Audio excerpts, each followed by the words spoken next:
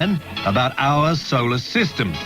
The teachings for years have been disputed by NASA, but are only now beginning to come true and be accepted.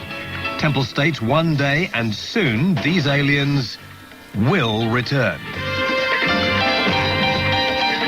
Brother Temple, good evening to you. The Sirius Mystery, which is, I think, quite a brilliant book, and I'm a bit gullible for these sort of things, I have to tell you. But you make a very good case for it. Well, it's nice to talk to an intelligent whale. Well, I thought all whales were intelligent, but maybe you know something I don't. When will these beings return, and how come you're so sure they're going to return now? Well, maybe we ought to go back a little bit before we get to that, because I can't explain it just okay, you want to start? But just by jumping into that question. All right, well, look, why don't we start right at the beginning, and you tell me how you first became aware of this. Well, it was quite by chance, but it was a long time ago. Mm-hmm. A friend of mine liked to read books about African tribes and their mythologies. And, in fact, there was just such a book called African Worlds, and he was reading it one day when I happened to visit him. I was still a university student at the time. And he said, look at this, I've been reading this book about mythologies of different African tribes.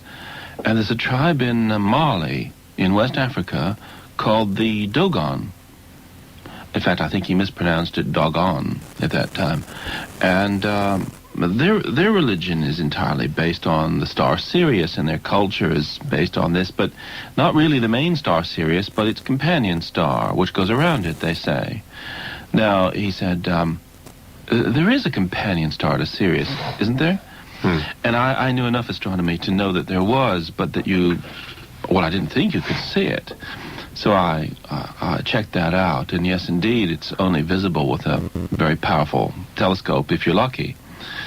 And I realized it was a bit of a problem, but I had to put it aside for the time being. A couple of years later, I'd forgotten the name of the tribe and asked him, and did the research and discovered that there was far more to it than that. So I just drifted into it. So, you're saying that these aliens came originally to Africa? Oh, no. That would be a misconception. No, the tribal information, which was so incredible, is held by this tribe in Africa, but they claim... This only tribe? This one and only tribe have the information? Not just the Dogon tribe. There are at least 3 other tribes in that part of Africa who have the same information, the Bozo, and so on. But the information is spread over about 2 million people in this pocket of West Africa. And the anthropologists have studied their origins and traced the migration down through the Sahara Desert of people descended from the ancient Egyptians long, long ago. And the Dogon are said to have reached Mali about 1200, 1300 AD, something like that. And I did a lot of work on this myself and found that their ancestors had been in Libya in the 5th century BC and were called the Garamantes and are described by Herodotus. And they eventually can be traced back either to some Greeks who were living in Libya or to a group of people who took refuge in the oasis of Siwa to the west of Egypt, where the chief god was Amun, and the god of the Dogon is called Amma. Okay, so this is how you found the information. When the people who first mooted that there had been alien visitations to this planet many times, starting at thousands of years ago, and maybe this is the reason we haven't found the missing link, and that there's no obvious link how man actually evolved from ape. There's a little bit missing in there. NASA, you say, doesn't take this seriously, or is beginning to now. Oh, I think NASA take it very seriously, but it's difficult to speak of NASA as a single entity because there are different factions in NASA. For instance, I was greatly encouraged in my research by one friend who was very prominent in NASA, but 2 people in NASA went to unbelievable lengths to try and attack me and attempted character assassination against me. And what are they frightened of? Why do they want to keep this a mystery?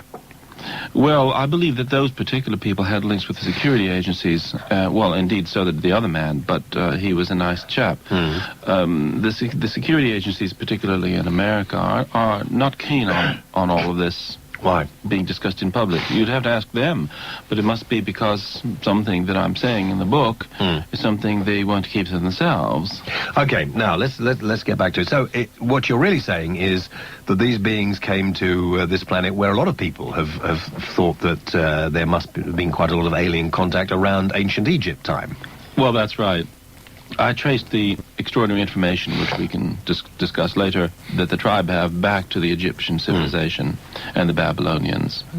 So I believe, to put it in a nutshell, that what took place was an alien contact about 3000 BC, which meant that some extraterrestrial visitors from a planet in the system of the star Sirius interacted with humans to kickstart high civilization on this planet and set up the Egyptian and Sumerian civilizations, which were contemporaneous.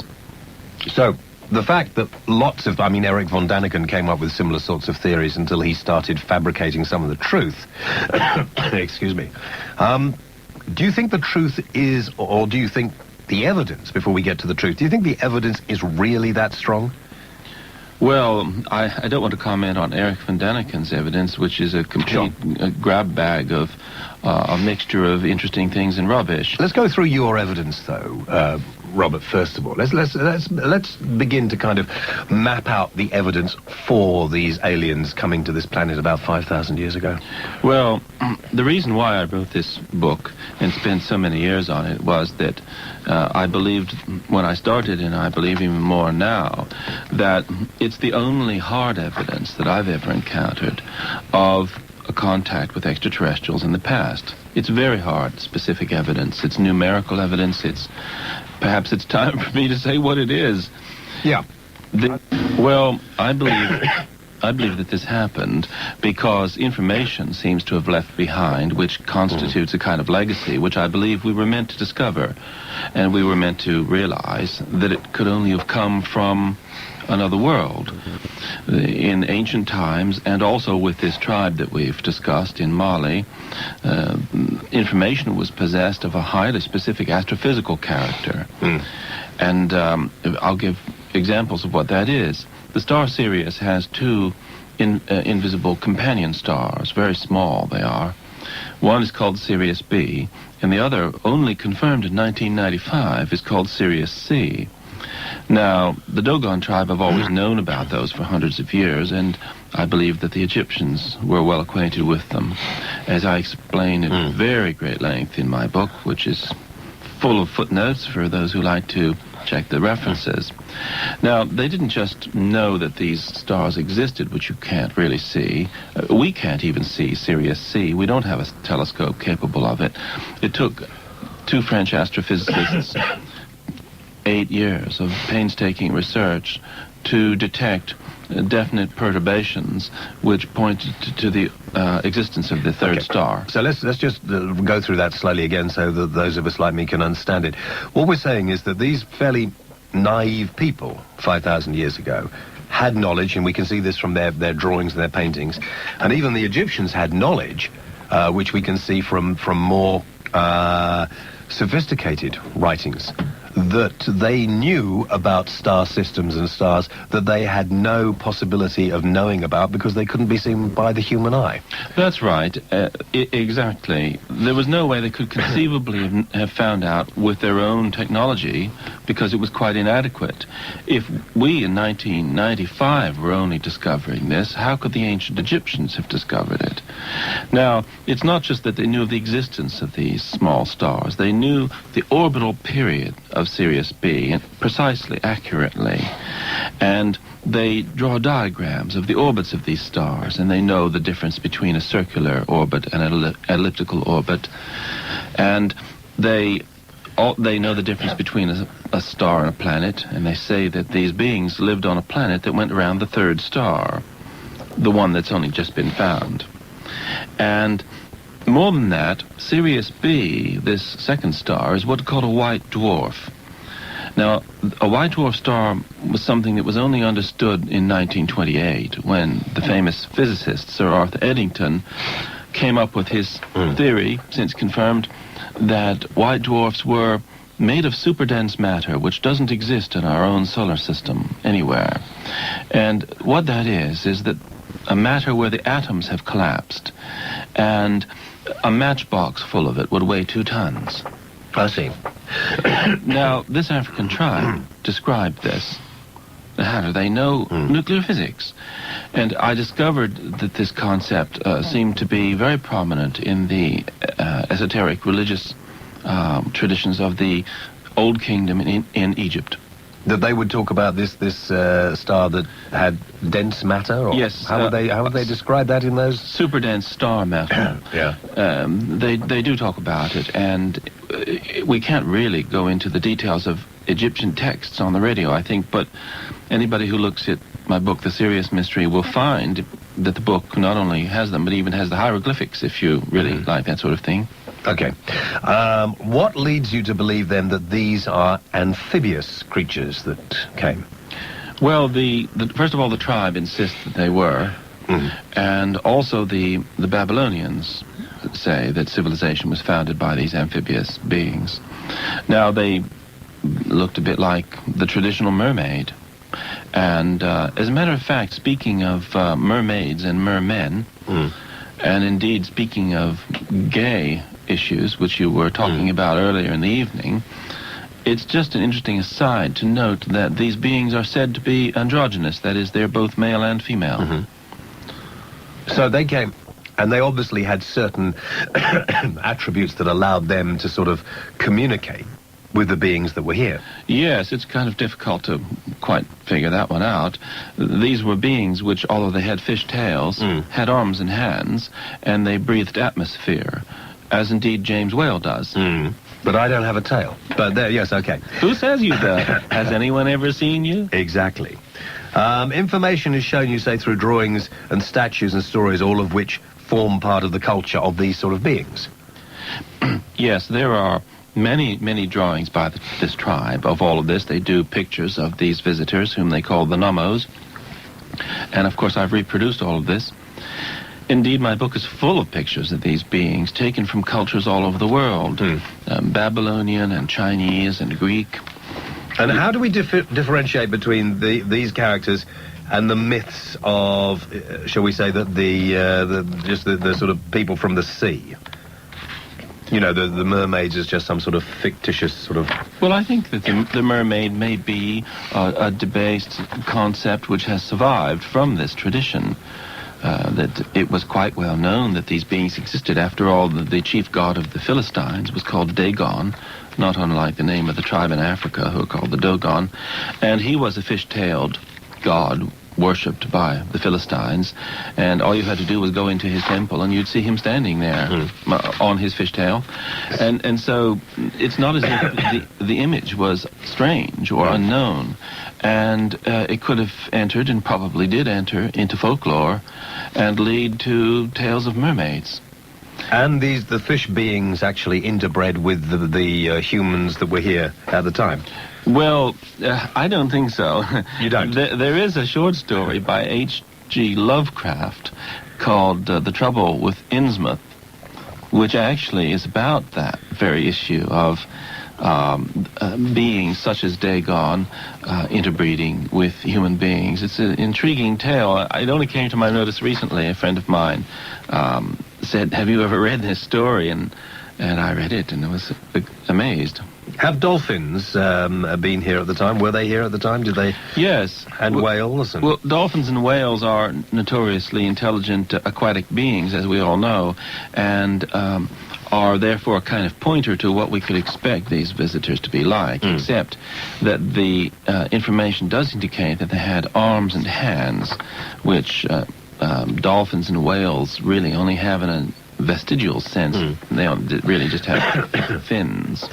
Now, what leads you to think that these beings are on their way back? Oh, well, that's a very interesting question, James, and I'm glad you asked it because it's sort of central to what we're thinking about here. First of all, the African tribe who have freakishly preserved all of this information up until modern times in a coherent form, they say that the beings will return, and when they do it, it will be called the Day of the Fish, and they will rule from the waters, which is an interesting concept, because it implies... More space there. Well, it's not just that they will take up their residence there, but they will rule from the waters. It has slight political connotations. You mean maybe this planet will flood, maybe the polar ice caps will melt, maybe we will have... No, they'll reside in the water as they did in ancient times, because the Babylonians quite clearly described them as living in the sea and coming onto land in order to see man. And I think that they'll do the same thing again, but it's the word rule that I was underlining and putting in italics here.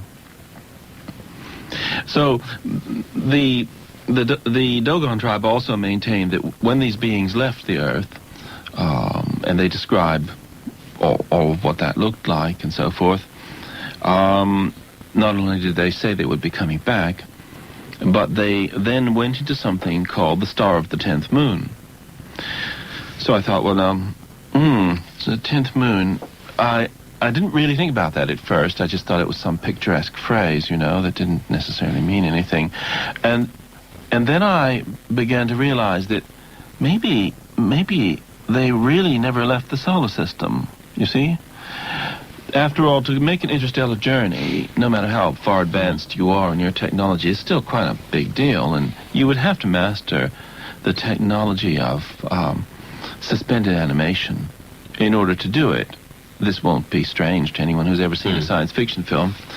And so I would think that the most likely thing is they never went home. They never went back to Sirius at all. That they re-entered suspended animation about 2500 BC, but they merely retreated to orbit an outer planet and to remain in the solar system until things got more interesting down here. Now, I started looking at the outer planets to see what 10th moon could possibly be interesting. And, for instance, the planet Neptune doesn't have 10 moons, so it can't be there. And then I discovered that there's a very strange moon going around Saturn called Phoebe. Now, Saturn has 18 moons, but a lot of them are just sort of junk associated with the rings. The 10th moon in descending size, and also the 10th proper moon outwards from the planet, is Phoebe. Now, Phoebe is the only moon in the solar system that has a perfectly smooth surface. No craters, nothing. Smooth. Now, you're not supposed to have smooth moons. It doesn't work like that in the solar system, does it, James? No, because things hit them most of the time. Exactly. Now, this moon is also strange in many other ways. It has a wildly retrograde orbit, as if to keep it distant from any other possible object. So, when I say that I think that the beings may return soon, I think maybe they're there, that this is some vast inflated body, and that they're in the middle of it somewhere. But we have to remember that in 1981, the Voyager probe entered the Saturn system. Yeah. Now, if you're capable of coming between the stars and visiting another solar system, you've certainly got something called radar. So you would know that a probe was entering the planetary system where your ship was orbiting, and you would have an alarm triggered. So I reckon that if they weren't awoken before, they had to be awoken in 1981. Now, that was 17 years ago. Well, what have they been doing all that time? Granted, it must take quite a while to pull yourself together and straighten your tie and brush your teeth after you've been asleep for 5,000 years. But once you've done all that and... carry out little recce's with smaller craft to see what's happening. Exactly. They must have probes going on to see what's going on, monitoring our broadcasts, trying... So in a scale of 1 to 10, Robert, how convinced are you seriously? Because, I mean, a lot of people are going to sort of scoff at you and say, he's a raving lunatic, don't believe any of this man. There's a moon going around Saturn, Phoebe. It's actually a spacecraft. It's full of aliens who came here 5,000 years ago. We're just waiting for them to return. Well, I'm scoff-proof. I don't care if anybody scoffs at me or not. It's not of the slightest interest to me. I'm only just looking into this out of my own interest. A scale of 1 to 10, how certain am I? Yeah. A 10. Yes, the Cassini probe to Saturn has an agenda larger than that which has been publicly revealed. Of course, isn't that just part of a conspiracy theory, or do you think that is true? No, it's actually been admitted by NASA that it has more things to do than they have yet discussed. Mm. And since it doesn't get there for 7 years, nobody's particularly worried about asking too many questions, because why ask now? Why not wait until it gets there? And there are countless fascinating things to study about Saturn and its rings and the weird moons that are there, of which there are a total of 18. And so there's lots to do at Saturn, but it's quite a strange probe because it's got a vast amount of nuclear power, and it's going to do very complicated maneuvers in the Saturnian system. It's going to do all kinds of looping around, and it's going to launch something that's going to land on the moon Titan, and that's the moon that they feel may have conditions for life. No, they want to study a moon that I believe that they think is volcanic. I don't think it's anything to do with life, but there's just so much to study at Saturn that you would never run out of interesting experiments. But I do believe that, as Phoebe is the only moon of Saturn that was never really photographed properly, and about which so little is known, that it's very high on their agenda, or their private agenda. Maybe these beings, let's stretch it a little further, maybe these beings actually got in touch and said, we need some help. And they're going up there specifically maybe to help them. Well, it's by no means impossible that there has been some kind of contact established with these beings, and we'd be the last to know. I also believe that the beings from Sirius may not be in such great shape. They may have some problems. Okay. Let's take the calls if you want to call. You know the number. Frequent sitting in this same seat Kirsty uses. Right, okay. Mark in London, you're on Talk Radio. Speak to Robert. Hello. Temple. Hi. Hello, James. Robert, I'm not going to argue. No, I'm not going to argue. I'm from Roswell. I believe what you're saying. Thank you for, being up there and actually doing the homework. But what I want to know is what is actually your specialty? And then I'll pose you two questions there. My specialty? You mean? You're a doctor of anthropology or what? Well, I began as an Orientalist and got a degree in Sanskrit, the world's least useful language. So that's what, more or less, cultural anthropology? No, more to do with ancient languages, and I'm a historian of science. Okay. Well, my question is going deeper into this alien thing. How did the aliens actually affect society 5,000 years ago? And if we suddenly had an understanding or a belief in aliens, a popular belief where it's been proven to us, aliens come down and say hello, how is that going to affect our society? I'd really like to hear a discussion of that, a public forum of what's going to change. Well, those are the most interesting questions, aren't they? Yeah. I mean, that's because he comes from Roswell. Yes. Probably a member of the CIA. I'd watch it if I were you. Conspiracy theory, yes. It always. You really come from Roswell? Yes, I was. I was born over here, but I was. My father was with that squadron that was out of Roswell, the first squadron to be issued the bomb as standard equipment. Yes, I was told by a leading UFO researcher, I better not say who he is because maybe he wouldn't want me to, that he thought the whole Roswell thing was disinformation.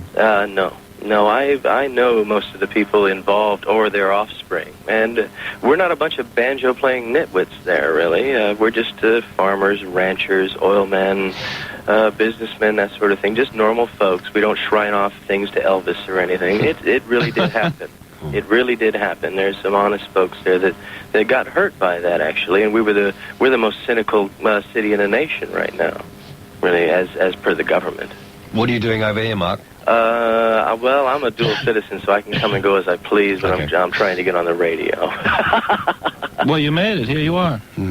Anyway, let's answer his question. Yes, please.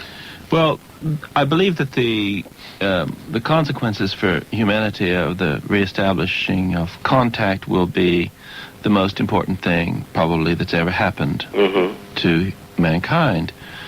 Because the initial contact that I'm suggesting was so long ago, when man, from the point of view of civilization, was in his infancy, that it didn't have the kind of traumatic impact that it would have now, when we're all in touch with one another with modern communications, and we've gone from infancy to adolescence. And so it's also irreversible. It's one of those things, like if you blow up a building, you can't unblow up the building. When you have the contact, you can't go back. And in Arthur Clarke's wonderful phrase that he used as the title of one of his novels, it's truly childhood's end. At the moment, we're still in the end of our childhood, and we're in this cozy, womb-like, dream-like state. We're basically, most of us, sleepwalking and just trundling along. But that will change irrevocably and forever. When this contact occurs, it will be the most momentous thing that's ever happened to the human race. Yeah, because I believe quite the opposite, that nothing will change, really. That we'll all go, for a few days, we'll be in a glow, and then we'll get back to feeding ourselves and dying of disease and that sort of thing, wars. I don't really think anything will change. And I think that would be the basic argument for the whole evening, is will it or won't it? Do we want these aliens really coming back here and sticking their noses in anyway? I'd be more interested to ask whether I actually want these bastards coming back here. If they sorted out this world in the way we've got it at the moment, they have a lot to answer for. You're being truculent, James. I'm sorry. Well, thank you, James. Good evening to you. Thank you. I'm normally more truculent than that, but... Well, I think Mark has made actually an interesting and profound point. I must pay tribute to the profundity of his cynicism, because he could be right, and I hate to think he would be. But it might be, if aliens come to this planet, if we prove that maybe there have been a lot of contact over the years, and they can't do anything to change us, and they're not particularly hostile, and they're just sort of passing through, and they haven't got much they can teach us, and there's no real love or communication between these two different sorts of peoples or beings, and they move on again, it's going to be a flipping anticlimax, isn't it? Yes, well, there's also the fact that if they do get in touch with us and we start seeing them and so on, we might find them a little bit boring. There's that, I suppose. There's that. Mohammed in Leicester, you're on Talk Radio. Hi. Hello, James. Hello, Robert. I wanted to ask you, what the aliens came 5,000 years ago to Earth, yeah? Yes, how did they communicate? I mean, why didn't they use a universal language of mathematics to communicate with us? Well, I wasn't around at the time, so I can't say what they used for communication. I'm afraid that's a bit vague. I don't know how they did it. They seem to have been able to speak. Now, whether they used some artificial device or whether they are able to speak and make sounds with tongues and mouths in the way that we do, I don't know. Are there no writings related to what they did? Well, if you take the tribal information, the physiological description of these beings is very precise, and they have mouths and funny little sharp pointed teeth, and beneath their breastbone, the clavicles, they have two breathing holes. In the way that dolphins have air holes, they breathe through an air hole which is quite separate from the mouth. Dolphins and whales. Why have we? Yes, I know. Why have we never found any bones or any artifacts or anything like this? Well, the ancient traditions, say that there were only about 8 of these chaps. How big were they? Well, I don't know. Human size, or? Well, I think they might have been slightly larger than human size, but nothing too frightening. No. And they didn't have, they were sort of fairly self-sufficient within themselves. They didn't have clothes or apparatus or... Well, they did seem to have some sort of funny chairs that they used to move around in, which in the Egyptian tradition entered into the iconography and came to be known as thrones. And because they had fish tails and couldn't walk properly... humans would carry them.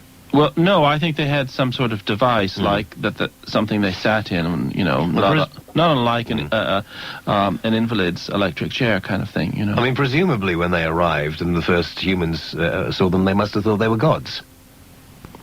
Well, I think there may have been such a tendency, but all the traditions are most insistent that they were not gods. And one of the things that's so convincing about the Babylonian accounts is that they were actually rather disgusting. The people found them quite revolting. And they were most definitely not gods. And nobody seems to have thought in the Babylonian tradition that they were divine. Or devils. Or devils. I mean, they were described as being slimy and rather revolting, and maybe they smelt a bit sort of sea-like, yes, right. Fishy. Let's talk to Judy in Middlesex. Hello, Judy. Good evening, James. This is getting more unusual by the minute. I truly believe that in this vast universe there must be some other human-type beings who could communicate with us very, very well. I was just listening to you talking about fish there, and I thought, how peculiar.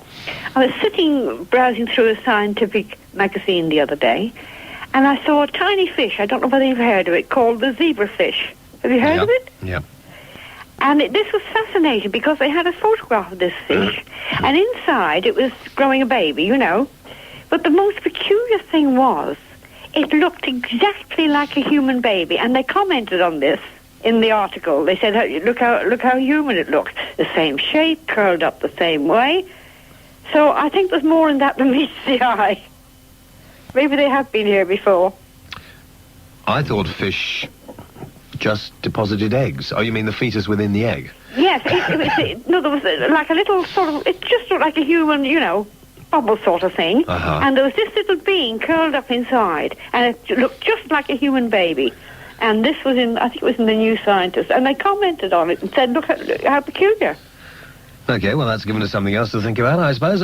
Mike in South Wales, you're on Talk Radio through to Robert Temple.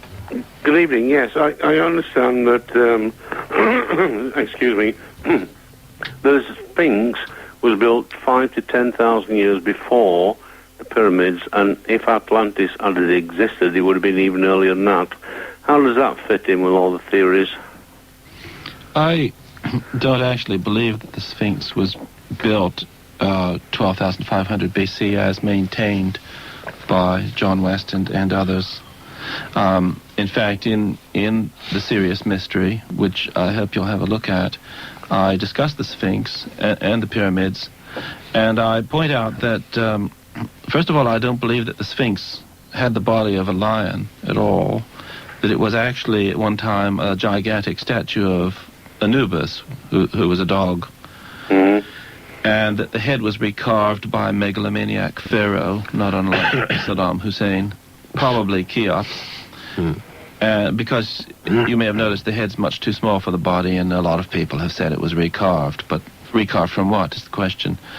And that I believe that the quite obvious water erosion, which is around the Sphinx, in what I call the moat, which most people call the pit, was because the Sphinx was actually sitting in water and for a long time, and with the tremendous winds in the Egyptian desert and the sand going in, the water would have been whipped up a lot, and there would have been a scouring effect on the stone, and I believe that the water erosion was caused by that. So I don't accept the theory that's been put forward by some people that the Sphinx water erosion had to be caused by ancient rain.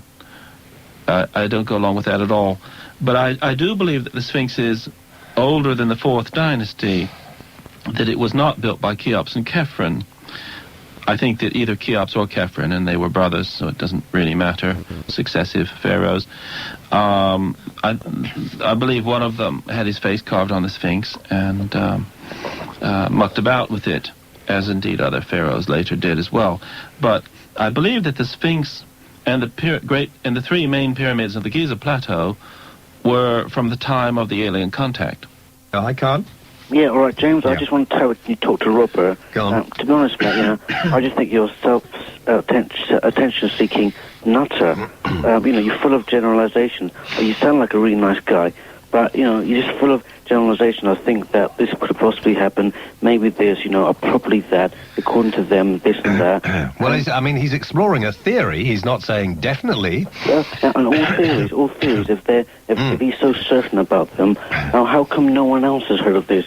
He's up, about 12:15, speaking to, I don't know how many people, but he's speaking, if he's so serious about all this, don't you think we would have heard it, on the news or something like that, or would it come out, I just think, that, to be honest, he sounds like a really nice guy. No offense against you, Robert, but I just think you may have just clouded the issues here somewhere. And What issues has he clouded?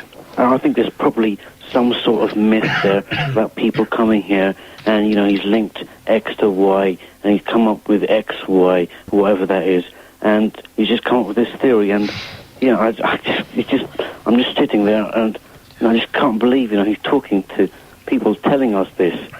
It's just completely blown my mind, to be honest. This is blowing your mind? Yeah, You're upset? Not upset. I tell you what to do to calm yourself down. What you do in the morning is you go down to your local bookshop and you say, I want a copy of The Sirius Mystery by Robert Temple. It's published by Century Books and it costs £16.99. Look, mate, if I want to laugh, I'll read a joke book. And if you sit down and look at that book, a lot of your questions will be answered. But how about that? A lot of people are asking this, and you're saying you're making a lot of generalization, not being specific. Yes, but you're not giving us any argument, Khan. You're just saying you don't believe in it. You're not actually helping to move this conversation forward, I'm afraid. What do you want me to say then? I don't know what I want you to say. I don't want you to say anything particularly. I'm saying that, okay, you said you think he's a raving nutcase. You don't believe any of it. Yeah. Well, that's it. End of your call. Peter in Leamington, you're on Talk Radio. Hello. Hello. Hi. I would just like to say that, well, they are thinking of things right now. If you've got this far this quick... I beg your pardon? If you've come this far this quick, going to the previous centuries before us... All right, I'm going to have to you translate this because he's American. He won't understand what you're saying, Peter. Right. You think the humans have come so far so quickly they must have had help? Some kind of help, yes. Oh, because, if you go back in history... Yes, I see what he means. I would agree with you. Pardon? I agree with you. Who does? I do. I agree with you. Yes. Yeah. Good man. He agrees with you. Right, fine, okay. Michael in Newcastle, you're on Talk Radio. Hello. Hello? Yeah. No, I'd just like to go back to the Egyptian issue a second. Yeah. Now, he's claimed the Dogon tribe in Mali basically got their knowledge from the ancient Egyptians. Is that what you're saying? Yes, that's right. Well, why is it then that basically if the aliens came from anywhere, and they came from the Orion belt, not Sirius, because the Egyptians basically recorded in their large pyramids and everything, the Orion constellation, nothing about Sirius in terms of their pyramids, which should point out that if aliens did help... Okay, well, let him answer that first. Let him answer that. That's a good point. I'm glad you phrased that. You'll find Orion mentioned prominently in my book. The constellation of Orion was the visible companion of the star Sirius. The star Sirius was identified in Egypt with the goddess Isis, and Orion was identified with her husband, who was also her brother, Osiris. Now, the visible companion was the symbolic representation on the visible level of the invisible companion. So they spoke of the companion of Sirius, and they spoke of it as if it were Orion. Now, in the Great Pyramid, you may have heard of... Sirius is part of the constellation Canis Major and not the constellation Orion. They're next to each other in the sky, as you probably know. If you know enough to speak of Canis Major, you must know they're next to each other. Yeah, but then they'd have pointed to that one instead of Orion. If the aliens... Hold on. I'll continue. I was just about to say about the Great Pyramid. It has these things which are known as air shafts, or they used to be called ventilation shafts, or whatever they are, these shafts. And one of them points towards the belt of Orion, and one of them points towards Sirius. The one in the Queen's chamber points towards Sirius, and the one in the King's chamber points towards Orion. Right. I knew one pointed to Orion, didn't know that, though. Yes. There's a very interesting book written by a friend of mine called Robert Boval called The Orion Mystery. And as a matter of fact, he very generously pays tribute to me in that book for having stimulated his thinking in that regard. So we've got the Sirius Mystery and the Orion Mystery. Why not buy the set? Scientist. Yeah, hello, James. Good evening, Robert. Thanks very much for the conversation so far. It's been fascinating. Are you an ichthyologist? Yes, I am. Gosh. I'm not going to criticise your book, Robert, because I've not read it yet, but it just sounds fascinating. I just know your comments onto how you describe the sort of environment that this creature with arms and a fish tail would develop in, because they're both very, very highly advanced adaptations for particular environments. Yes. Well, there are some clues that they were beings who liked to be in sort of marshy, reedy areas. So I suppose they must have had a pretty high tolerance for malaria.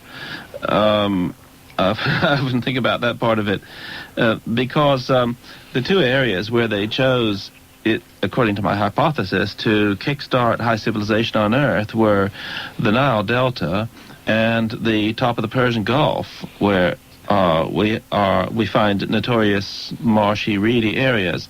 And the early traditions, the Sumerian and Babylonian traditions, have a great stress on reed boats and reed huts and so on. So they seem to have had a bit of a cult of the reed, which would appear to be their folklore. And so they seem to have been creatures who dwelt on the margins, as it were. Yeah, because I suppose we've got a comparison at the moment with sort of amphibia, who have thinned limbs and hands that are able to grasp. But what sort of prey strategies would they adopt in an alien environment? Yes, I'm glad you mentioned those, because you're talking about the aquatic pachyderms, aren't you? Mm. One of which is called the dugong, not unlike Dagon and not unlike dugong. Which was in fact supposed to be the original model of the mermaid, in fact, wasn't it?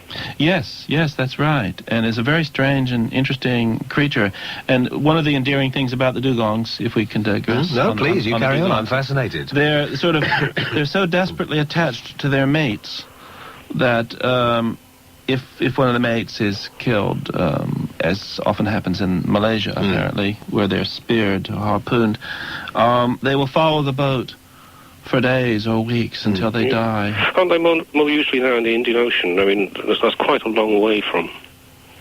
They're found in the Indian Ocean and in the Persian Gulf.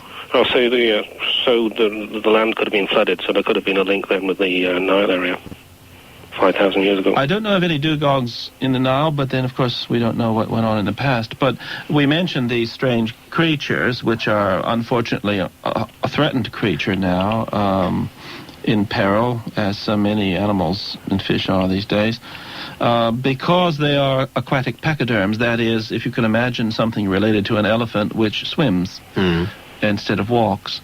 And so I'm grateful. Breathing air. Yes, absolutely. So we're talking about the sea cow, are we? Yes, they're related to the manatee, the sea cow, yes. Oh, but I see. You're losing me, the pair of you. You realise that. Well, no, come back, James. Okay. All is forgiven. Sam, thank you for that. Okay, thanks, James. Thanks a lot. Robert, can you stay with us for a bit? Oh, here I am. Good, okay, You can't shift me. Good, we'll take a break. We've got lots of calls coming in. Robert Temple is my guest. The Sirius Mystery is his book. And we're exploring the theory that he's come up with, that alien life visited this planet 5,000 years ago in the shape of aquatic beings. He also thinks that they are on hold at the moment in orbit around Saturn. If you'd like to talk to him and question these theories, please give us a ring on free call 0500 10 53 89. This is Talk Radio. I'm James Wales.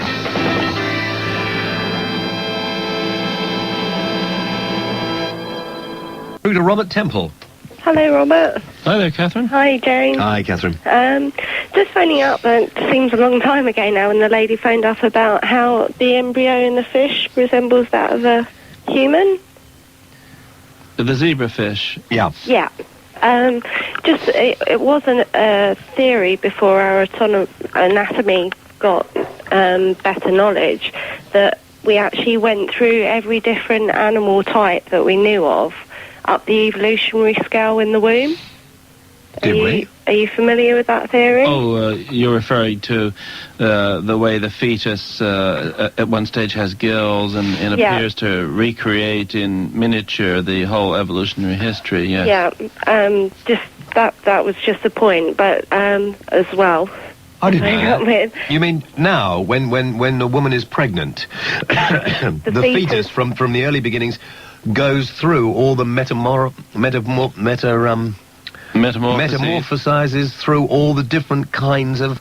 Well, some of them. That was an older theory. We now know that it doesn't, but, you know, people read into it what they wish. I'm quite open-minded with my views. I'm not dogmatic in my scientific beliefs. I'm quite spiritual as well.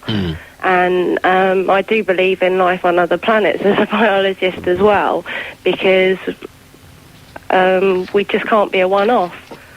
Is that just a wish, a hope? For myself? Yep. No, it's... Or is it a scientific decision that you have come to? Yes. It's a scientific hypothesis of mine through... Don't use big words at this time of night. Doing my degree and my A-levels in the biology and reading around, and I have a lot of friends that are into different, I suppose you call them cult religions or more ancient religions, and so I'm made up of a mixture of so many different things that I'm quite open to somebody else's belief, although... So does the fetus still go through these stages now, or does it still represent sort of other beings? You can interpret it to when the fetus is, say, you know, however many weeks old, it's got gills, and therefore it resembles very much to another species. But, you know, that's how the human embryo develops. They still know very, very little about how all the cell division and goes together to actually make up the human. Okay, thanks for that. Interesting thought. I've never heard that before. Catherine, thank you very much. Alan in Liverpool, you're on Talk Radio. Hi.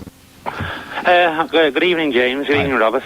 I'm one of the few people who actually bought your book when it first came out. Oh, that's very nice of you. I also, I remember your book came out along with a glut of other books in the same ilk by Eric von Daniken's. Your particular book was very well researched. It had everything that you said in it was fully backed up at the back of the book, wasn't it? Yes, I'm a bit of a perfectionist when it comes to references. It was a bit hard going at times, actually. So when did your book first come out, then? Well, the first version of it came out in 1976. That's what I'd like to ask you, Robert. Why are you bringing the book out again?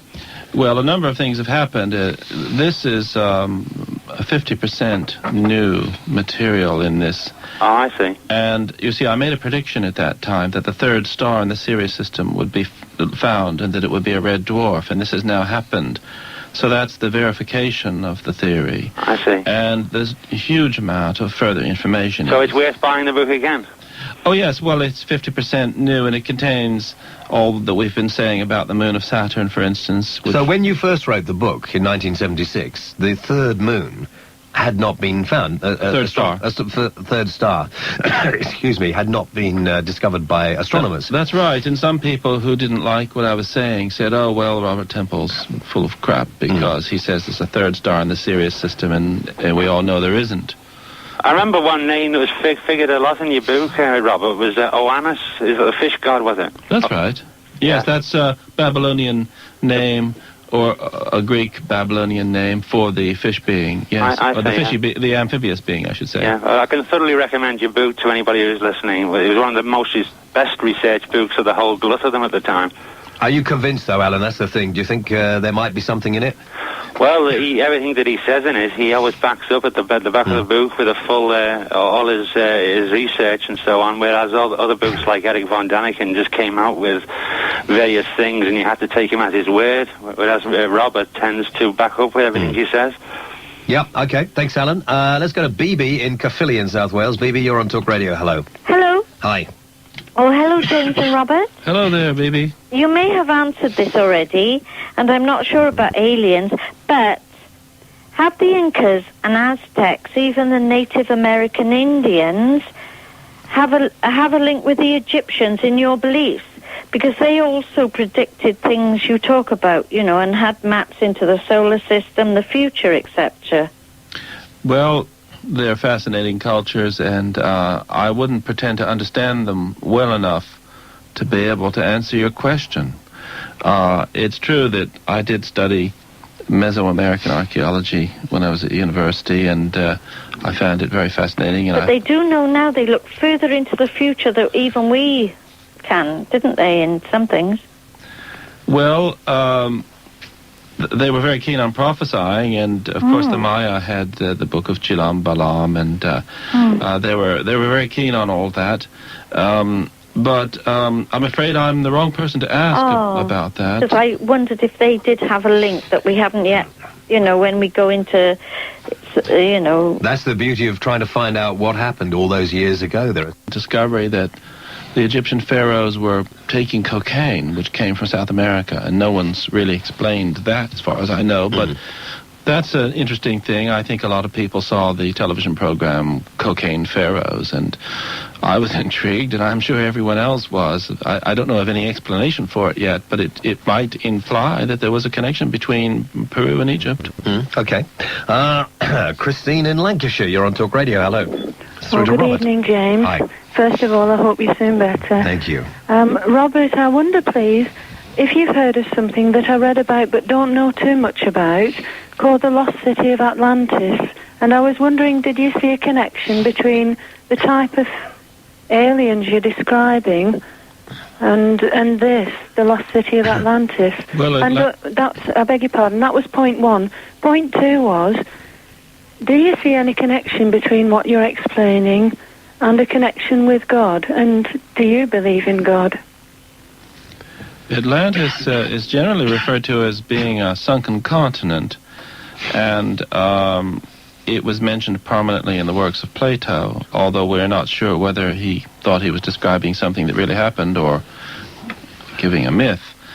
Now, there have been many books written on this subject, and it's not a subject in which I'm an expert either. But I personally am not inclined to believe in the sunken continent of Atlantis. And I don't believe that it had anything to do with these aliens that I've been discussing. You don't think it's going to reappear, as we're told in some of these books, about the end of the world? Oh, well, the Earth is probably going to have a lot of upheaval due to the terrible ecological harm we've done it and the increasingly bad weather and all of that. I wouldn't want to say what's going to happen. We may very well see continents rising and sinking and all sorts of things going on, but I wouldn't relate that to Atlantis personally. That's not my view. Okay. Now, you asked me if I think that God has anything to do with these visiting extraterrestrials. I have never been happy about the fact that Eric Van Daniken wrote a book called God as an Astronaut. I really don't approve of the mixture of theology and SETI, extraterrestrial life, because I think that we have to keep a firm grip on ourselves and realize that just because somebody might come from a planet in another star system doesn't mean that they have to be divine. They can be people, as it were, as we are. For instance, we come from a different star system than they do. Does that mean they have to think that we're gods? Of course not. So why do we have to think that they are? They might be more advanced than we are because their technology's further along, but does that make them gods? I mean, should we expect the Australian Aborigines to worship the white Australians because they have a more advanced technology? Certainly not. So we need to keep these matters in perspective, and I don't think that we should mix concepts of God with visiting extraterrestrials. Do you think that there is proof within the Bible that helps support some of your theories? Oh, well, now the Bible, that's rather a large subject, James, but I know a lot of people have said that the descriptions in Ezekiel, for instance, are describing spaceships and so forth. And then there's the angels who came down to become very friendly with the daughters of man and what have you. One of the reasons why I don't discuss those kind of things is I find them too vague, and almost anything one says about them ends up being speculation. And in my work and in this book, on the Sirius Mystery, I've tried to concentrate on hard evidence and explaining it and researching it. Something that must have an explanation, whereas interpreting the visions in Ezekiel is a matter of personal opinion. Really don't think that part of it could possibly disappoint you. It would be expensive, because if you buy the book and then you read the book and you want to do the research and see where Robert got his information from, he has given details of all the books that he used to study this. Yeah. Well, I have a personal library of 29,000 books, so I wouldn't want to see anyone else have to buy that many. Think how much it cost me. So maybe you'll have to sit in a library and do it. Yeah. Can I ask you another question there? When do you expect them to come back? As I pointed out earlier, when you may not have been listening the date of 1981 would be the latest that they could have been woken up, if they are indeed orbiting Saturn, as I think they are. And so that was 17 years ago. Well, now that's a long time. Yeah. And on the other hand, I also suggested when I first started talking about all this 20 years ago that I might have pulled a cosmic trigger, as it were. Indeed, somebody wrote a book with the title Cosmic Trigger about that very issue later on, that by revealing the fact that we down here had figured them out, that they might then think that it was safe to move into their next phase, because according to the ethics of cosmic contact or galactic contact, it's probably necessary to avoid the permanent demoralization of the species with the inferior technology that you have to wait for them to find you before you can see them and enter into the contact. So, if they've been in suspended animation for over 5,000 years, it might take more than just 17 years to actually bring everything back to normality. Yes. That's right. Exactly. It must take a while to get yourself together, but... So you reckon any time? Any time now, yes. And maybe the new mission to Saturn may have something to do with it. Maybe they've sent out a message, or... It's not impossible. And the other thing that would have happened, which I mentioned back in the 70s, is that Sirius is 8.7 light years away from Earth. And so when I started making broadcasts back then on vast continental broadcasts like the World Service and the African Service and so on, signals so sufficiently strong that no self-respecting space civilization could not detect them, they would have leaked at the speed of light to Sirius and reached it 8.7 years later. Now, if there was any desire to send a reply, you add those two numbers together and you get 17.4 years that would have needed to elapse for the home base at Sirius to realize we were talking about them and for them to send a signal back here. Now, if that was necessary for the activation of their people who are still in this solar system, that would be 17.4 years after 1976, you see. So that's also happened. Yeah. So we're waiting. Okay. Thank you, Derek. Thank you. Thanks a lot. Robert in Slough, you're on Talk Radio. Hi. Hello? Hello there. Yes. I'm just inquiring about this claim that the Dodon learned about Sirius B, also about Dogon, D-O-G-O-N, Saturn's rings, from local French schools long before anthropologists began recording their folklore and beliefs in 1931. Yes, 1931. You're very well informed. That was when Griol and Dieterlen, the French anthropologists, first visited the Dogon. But how do you respond to the claim that the information may come from these local French schools? Well, a lot of people have talked about French missionaries talking to the Dogon and that kind of thing, so I decided to look into the matter. And I got in touch with the head of the White Fathers, who were the French missionaries, and I said, what was the first contact with the Dogon? And they said 1949. And were any of the White Fathers who contacted the Dogon in 1949 astronomers or scientists? No, he said. So I don't believe there was any contact with French missionaries, I'm afraid, before 1931. James, hi. Picture this. 1,000 years from now, humans are cruising through the universe. They find a planet with intelligent life forms who aren't civilized. So somehow they civilize them, though that's not actually specified how that's done. and then they fly off to another planet in our solar system and hibernate there for 5,000 years till it evolves in the higher level of civilization. It just wouldn't happen. Why wouldn't they go back to their own planet? Robert? Well, interstellar travel must be quite a big deal, no matter how far advanced you are, and it may well be that a civilization which had reached the stage of the Syrian civilization was only capable of mounting one-way trips of this magnitude. Oh, that sounds absolutely ridiculous, because if you say one-way trips, just say that their target was twice as far away. Well, now, hold on. You say it sounds ridiculous, but let me point out to you an amazing fact that you may not know. It was very seriously discussed in America only a few years back that people might want to take one-way trips to the outer solar system. Please don't cut me off, James. He wants you to cut me off. That's why he spoke like that. Because he's actually having someone with half a brain on to ask him a question. Who's the person with half a brain on here? I haven't realized. Well, that's an Is that insult you? to me, I suppose. Which hemisphere are we talking about? Left or right? But tell me this, why did they hibernate around Saturn, is it? Or Uranus? I don't know, one of the two. Well, I couldn't tell you why. I'm only telling you what the tradition and the information seem to indicate. It may be wrong. And why exactly is this planet smooth, this moon smooth, Phoebe? Oh, well, if it were an artificial is. body, it would presumably be smooth. For instance, if it were a large inflated Oh, sphere... that moon is a ship? Pardon? That moon is a ship? Yeah, that's what we've already said that. I thought he was on the moon. They were hibernating on the moon. It's the whole moon. Well, no, it's not a very big moon. You know, it's I forget the exact dimensions, but it's several hundred miles, I would expect at least.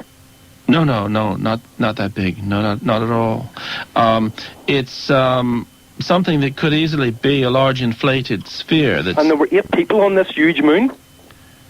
Well. I wouldn't say on, I'd say in. And how exactly did they civilize? You didn't actually go into that. How did they set up civilization? Yes. And why did they clear off? Why didn't they stay around? I expect you're going to tell us they have 1,000-year lifespans also. Why didn't they hang around? Well, it may be because they didn't have 1,000-year lifespans that they didn't hang around. You don't know what their lifespans are? Of course not. Well, usually in mythology, these huge giant figures have enormous lifespans. Listen, you're contradicting yourself because you first criticized me for saying they had a long lifespan, which I didn't say. Because Kev, let's get an answer from Robert on one of your questions and not keep firing more. The question you asked, which I thought was quite interesting, which Robert didn't get a chance to answer, was what sort of evidence has brought you to the conclusion that they may have had a hand in civilizing humans? The evidence that they had a hand in civilizing humans.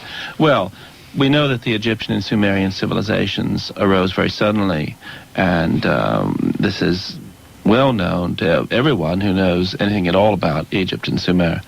And so, how did they come out of nothing like that? So, this, of course, offers one possible explanation for that. And as to how it was done, the traditions would seem to indicate a very close interaction over a period of quite a lot of time, maybe at least a couple of hundred years, that kind of thing. Well, what exactly do you mean by civilization? They weren't democracies. They were still ruled by dictators. You're not understanding the point, are you? Well, civilization is a democracy? No, that sounds just like forget your politics, a king, Kev. a tyrant. You're mixing up society and civilization. What we're talking about, Kevin, is if you look back, you see that the ancient Egyptians and others suddenly became very advanced in those times of sort of fairly primitive beings. In which fields? In which fields? I beg your pardon? In which fields? Oh, no, just listen a minute. I'm the host here. Listen. Well, this chap seems to be very highly exercised on the subject of politics, so maybe I should tell him that in a fascinating book called History Begins at Sumer, Samuel Noah Kramer points out that the Sumerians actually had a bicameral legislature, that is, a parliament with 2 houses, which appears to have operated on the basis of democracy. Now, how do you feel? Do you feel a bit more relaxed? Not at all, because you're going to say parliament. That's like saying England has the oldest parliament in the world, but of course one of the chambers isn't even elected, and the other one... He'll be mentioning the Maze Prison next. Yeah, he will. Kev, listen, okay? You know my views on Northern Ireland, okay? No, and when we talk about Northern Ireland, Kev, you can ring in and I'll give you a good tongue lashing. People like you, isn't it, that keep the troubles going. Was it actually democracy, or was it... Oh, get out of here. Why don't you listen? If you feel so sort of upset about it, why'd you listen to an English radio station or a British radio station? I'm enjoying it immensely. Good. That's the main thing. That's all I needed to know.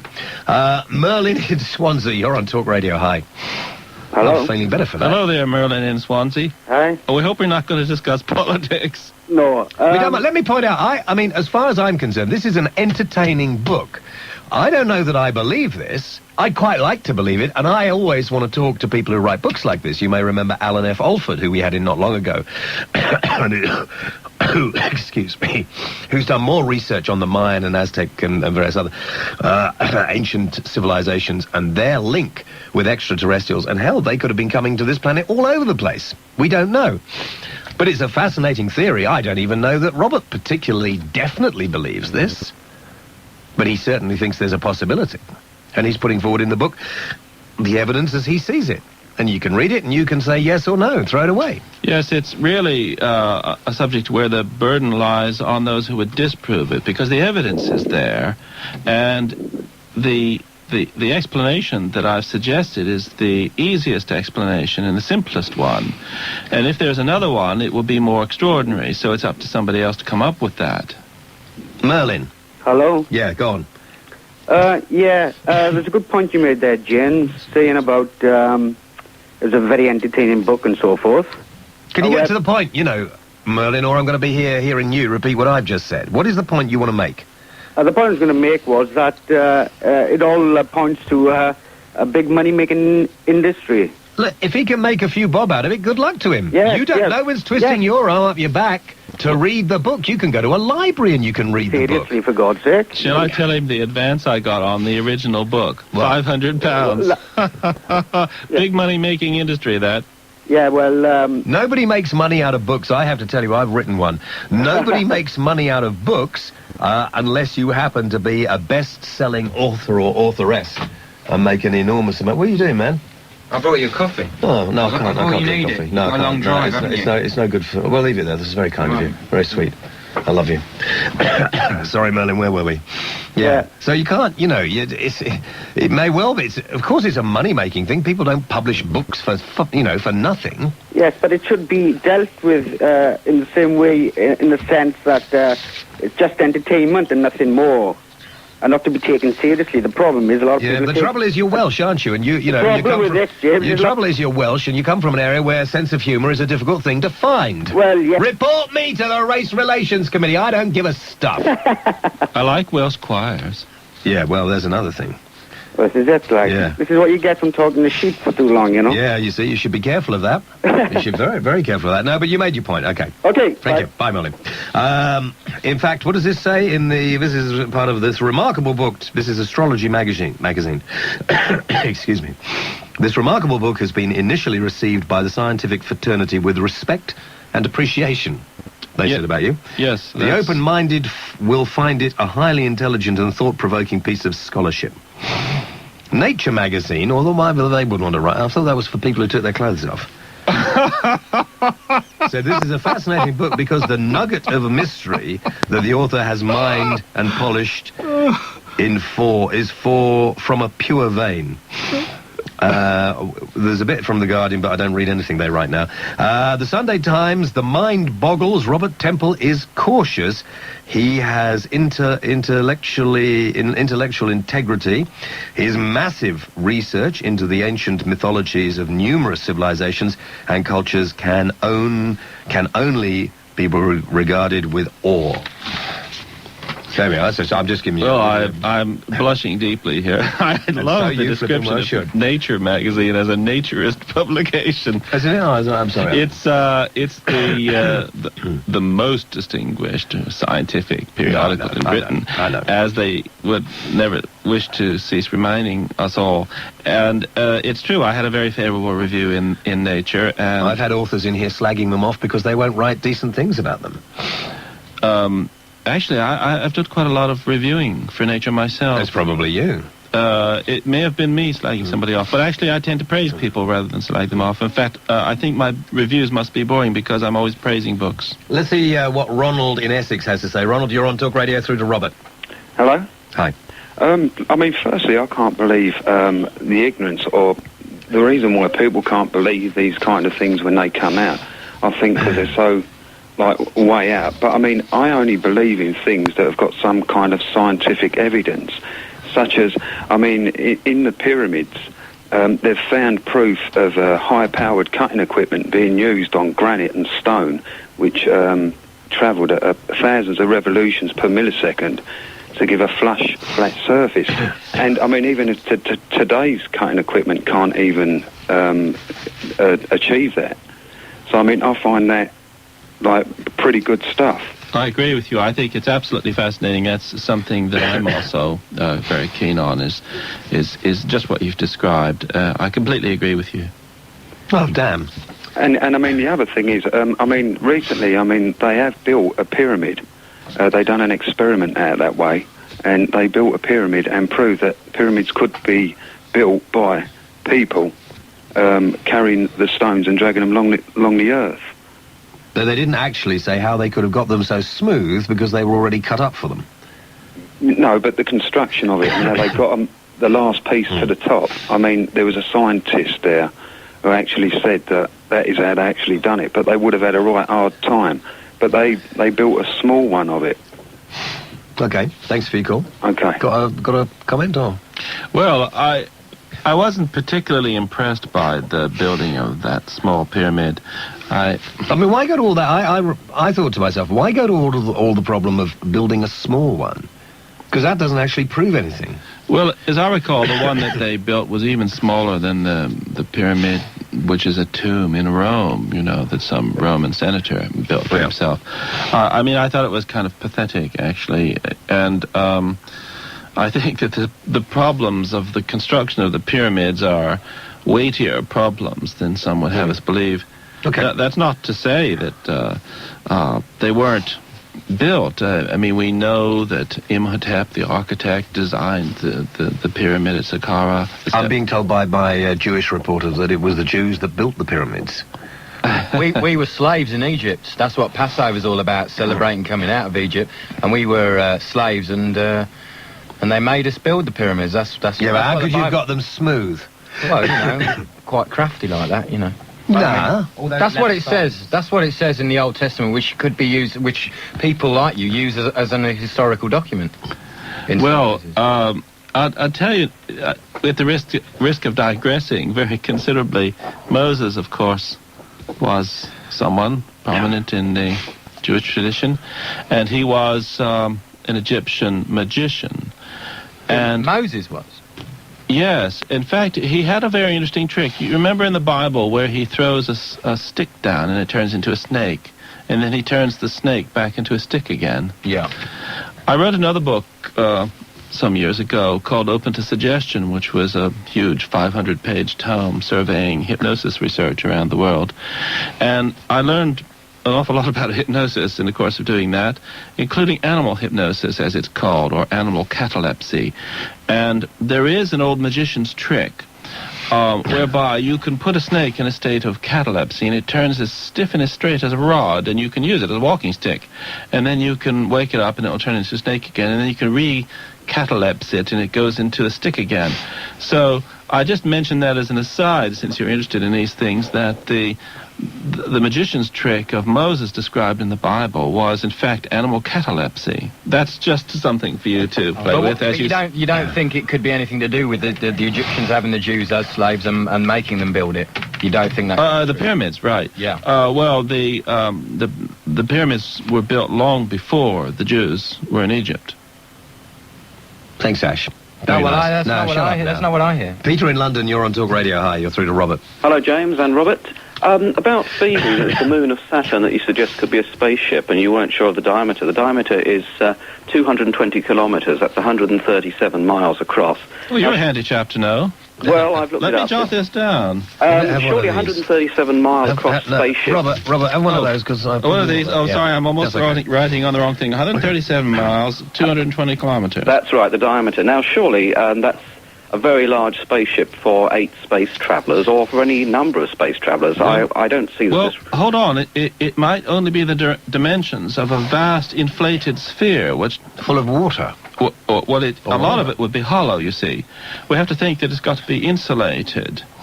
Well, why should 8 beings need a huge sphere of water to dwell in when they could presumably... Maybe they're more than 8. Well, who knows? The Hindenburg airship was a gigantic thing, but it only carried a few people on a little thing on the bottom. You mustn't... I'm very grateful for your mentioning the size. Thank you very much. But you mustn't think that it has to be swarming with a huge colony like an anthill. Okay. As to it being smooth, I'm looking at a photograph of it here, and it was taken by Voyager 2 from 1.5 million kilometres, and it's poorly lit, but there seems to be detail on it. Not very good detail. I wouldn't say that it's actually smooth. Well, the last I'd ever discussed it with an astronomer, he said it seemed to be perfectly smooth. But it's interesting that you have that photo, but it is very distant, as we know, because the Voyager probes didn't get anywhere near Phoebe. It was the only Saturn moon that really escaped scrutiny. Yeah. Where could we see that picture? Well, I'm looking in the Cambridge Atlas of Astronomy, and that's page 203. My goodness, you're fond of information, page 203. Anyway, that's all I had to say. Thank you very much. Thank very you. interesting. Thanks very much indeed, Peter. Bye-bye. Right, before we take the break, Richard Berry just faxed me. He said, James, I've always been sceptical about aliens visiting this planet, and tonight, I'm afraid, this has just compounded my skepticism. There are 2 major factors in which I believe that aliens have not visited and will almost certainly never visit. The first factor is the extremely low chance of aliens actually finding this planet. Astronauts are often commenting that very close orbiting of the Earth, at very close orbiting of the Earth, you cannot see any evidence of man's existence. And 5,000 years ago, we did not have radio waves, and how would the aliens get here even traveling at light speed, which Einstein proved impossible? It would take 10 years to get here from the nearest star. The second factor is the unplausible differences and extremely incomprehensible look of the aliens. Different planet, different food chain, completely different evolutionary scale. To even think that they would be remotely similar to humans or any other life on Earth seems tremendously narrow-minded. I consider myself open-minded, and I never say never. I just say extremely highly unlikely. I do believe there is life somewhere else in the universe. I just don't believe they have visited us yet. Well, I was at some pains to point out that they aren't particularly like humans, just to address that point. I think. But what people do, though, surely, that fact says it all, really, is we are actually trying to understand it with our own interpretation of life, death, time. And these aliens, from wherever they come, 5,000 years could be like 3 weeks. This message raised so many questions at once. The interstellar voyage will indeed take a long time, and that's why earlier on, before that chap was listening probably, I was talking about suspended animation, which would have been necessary for this extremely long journey, and might explain why they couldn't really go back again. But if you're traveling through space and you're approaching a solar system, it doesn't take a genius to spot the planets that might have life on them. If you see a blue planet with clouds, it's got oceans, it's got atmosphere, it's got clouds, it's got water. So you'd make a beeline for Earth. So that particular argument of yours is fallacious. Earth sticks out like a sore thumb in that respect. I mean, it's blatantly obvious if you're approaching this solar system that you would head for Earth. Trade with the Egyptians actually provided crystal lenses that were perfectly round for the Dogon to build telescopes. Also, the Chinese reported sightings of the moons of Jupiter with naked eyes 2,000 years before. Now, although you can't see Sirius B with your naked eye, there is a dwarf nova in the vicinity of Sirius B that appears to be part of the Sirius star system.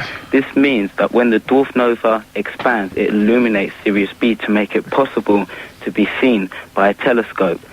Also, the Chinese Institute for History of Natural Science Academia had an experiment in 1981 where 6 astronomers did see Jupiter's moons with the naked eye. This means that the Dogon people had the means to do it, and they also had the mathematical knowledge. because when Grayon and Dietil, I can't pronounce their names, actually stayed with the Dogon for 16 years and were taught by them astronomy and mathematics, they found out that the Dogon were very knowledgeable people and could have found the moons by themselves. So those aliens coming to the Dogon is total rubbish, really. Well, I don't suggest that the aliens visited the Dogon. I suggest that the Dogon preserved ancient information, and that the contact was about 5,000 years ago. Not in Africa, not in Mali. So let's clear that one up. The points you've raised are very interesting, and I think I should stress that even we cannot see Sirius C today in 1998. Yes, but that is because... Can't be seen. It can only be detected through studies of perturbations. And as for Sirius B, it's not merely that it's so small, but it's obscured by the light of Sirius A. So you can't see it with a telescope without all kinds of fiddly attempts to blot out the light of Sirius A, which obscures it. In other words, it's a very, very tricky matter, and I'm afraid that your suggestion... this is not my suggestion. This is an Ivan van Sertima's suggestion in his book, where he does provide evidence that the Russians actually found these lenses, and the Dogon people have actually said that they actually found the stars when questioned by these two French people. Who's this chap, Ivan? Ivan van Sertima. He writes a book on African science. I don't know this book. Sertima? Yeah, Sertima. S-E-R-T-I-M-A. Oh, right. I'll take a look and try and find that. That's very interesting. Now, the moons of Jupiter, there are 4 main moons of Jupiter, and of course the Dogon knew about them and the ring of Saturn, the rings of Saturn. But the question as to whether they were known in antiquity has been much discussed, and that's actually something I'm researching at the moment. They were known in antiquity because the Chinese have actually reports that they spotted these moons 2,000 years before Galileo. Yes, I'm aware of that, and in the Japanese encyclopedia, 2 moons of Jupiter are actually depicted. So you're quite right. This whole business about the moons of Jupiter and the rings of Saturn is a vexed question, and it does require further research. And there are reports of them from antiquity. And one more question I'd like to pose is that you hear a lot of these African civilizations with their achievements attributed to aliens, but you do not hear as much European achievements attributed to aliens either. So I suggest to you that this is like just some cover-up of the real facts, because what are the chances of aliens coming to these people when it's shown that they have the means and the ability... What do you mean this is a cover-up? What you mean is this is completely untrue, what you're saying? No, this is just trying to mislay the credit for what these people did. It is ignored. I see. Okay, right, I'm with you. So we should have given more credit to the Dogon tribe. Yeah. Okay, fine. Back. Robert, I have read the book. You read the book? Some years ago. Oh, some years. And also other things. Your Conversations with Eternity was a very interesting book. You should tell James about your adventures in ecstasy, plunging your hands into warm entrails and things like that. Oh, please, I'm not feeling that well. Well, thank you for mentioning Conversations with Eternity, one of my favorite books that I don't know that many people read, but it's a... How many do you sell? Go on, tell me. It might be rare. It might be rare for... No, go on. It's got rarity value, no doubt about it. Yeah, Judith, not many people got that book. But I wanted to phone up, because one thing I didn't get about the Sirius Mystery was this thing about the pale fox. Oh, I've got a photograph of the pale fox at last in this new edition. Yeah. You can see him. Because it seems to sort of go from the spaceship to... Hang on, listen, for those of us who don't know what on earth you're talking about, I mean, maybe what is this? Oh, yes, the pale fox is important to the Dogon because he represents a character called Ogo, who was, he seems to have been one of these beings from Sirius who rebelled and became very naughty, a sort of Lucifer figure. So they turned him into a fox? Well, he's symbolized by the pale fox. And so I finally found a photograph of a pale fox because Vulpes pallidus, it's a fox that only lives in West Africa. What was this bit about his cutting his penis off? Oh, please. Robert, I thought you were such a nice, ordinary bloke. Well, there's a great deal of genital symbolism involved in the Dogon descriptions of the astronomical phenomena to do with Sirius. Well, they have big ding-dongs. Well, it's all connected with the tradition of circumcision as well, which was practiced by the ancient Egyptians. And is practiced by the Dogon. And lots of other people as well. We think we're actually in favour of circumcision on this show. It's a policy decision. No, well, we don't have any guys working on this show who haven't been circumcised. Well, now, let's hear what I found one. Excuse me. That's enough. That's enough. We want to hear what this woman wants to say. She's interesting. Go on, Judith. Well, because although you say that you don't, or you don't identify with the nomos with gods or devils, you do seem to identify Ogo to a certain extent with the devils, or at least with Seth, the Egyptian deity. That's right, yes. And also you do identify to a certain extent some of the nomos with say, the Sumerian god Ea and things like that. Yes. And can I tell you, listen, Judith, can I tell you, I am so heartened by the standard of callers in this last part of the programme. This is a very, very well-read caller, indeed. Oh, thank you.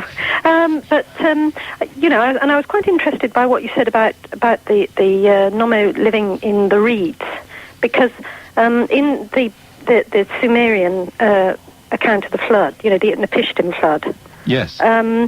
If you remember, Utnapishtim has to go to a house of reeds before the god will talk to him. Yes, and then there's the statement, "O reed hut, O reed hut." Yes. Yes, in fact, I did a translation of the Epic of Gilgamesh.